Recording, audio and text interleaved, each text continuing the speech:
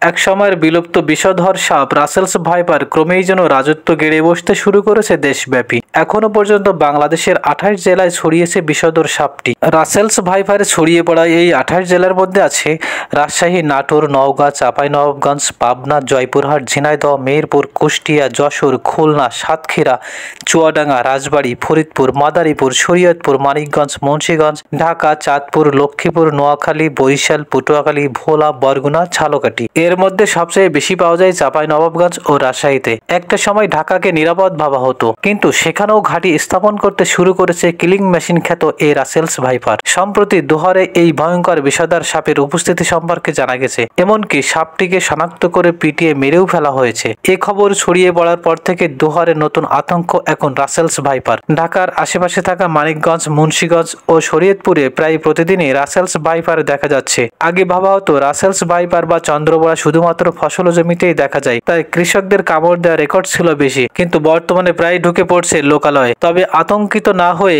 আসার কথা হচ্ছে বাংলাদেশে জোরে সোরে চলছে রাসেলস ভাইপারের অ্যান্টিভেনম তৈরির গবেষণা। এ লক্ষ্যে ইতিমধ্যে 50টি সাপ সংগ্রহ করেছে স্বাস্থ্য অধিদপ্তর। সফলভাবে গবেষণাটি শেষ করে অ্যান্টিভেনম উৎপাদন করতে পারলে দেশে সাপে কাটা রোগের চিকিৎসায় এক নতুন গতি আসবে। কমানো সম্ভব হবে রাসেলস ভাইপারের আক্রমণে মৃত্যুর পরিমাণ। তবে সাধারণ মানুষের দাবি শুধুমাত্র অ্যান্টিভেনম উৎপাদন নয়, রাসেলস ভাইপার নিধনে সরকারিভাবে যেন উদ্যোগ নেওয়া হয়। তা না হলে কোনোভাবেই এই সাপের বিস্তার রোধ করা সম্ভব হবে না। পাশাপাশি চালাতে হবে জনসচেতনতামূলক কার্যক্রম। উপজেলা পর্যায়ের হাসপাতালগুলোতে নিশ্চিত করতে হবে অ্যান্টিভেনমের প্রাপ্যতা। তাহলেই কমিয়ে আনা সম্ভব হবে রাসেলস ভাইপারের ভয়াবহতা।